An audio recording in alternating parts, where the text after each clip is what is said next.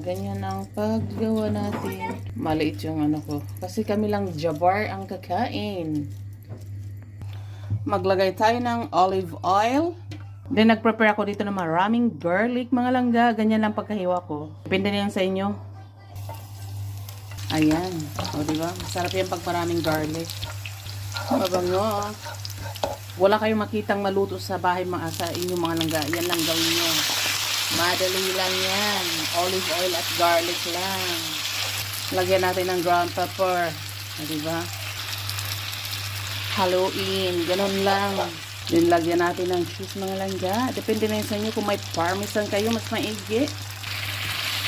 Ganun lang. And then, lagyan natin ng parsley. Tapos, ayaw nyo ng karne, iyan ang gawin nyo. O, diba, mga langga? Ganun.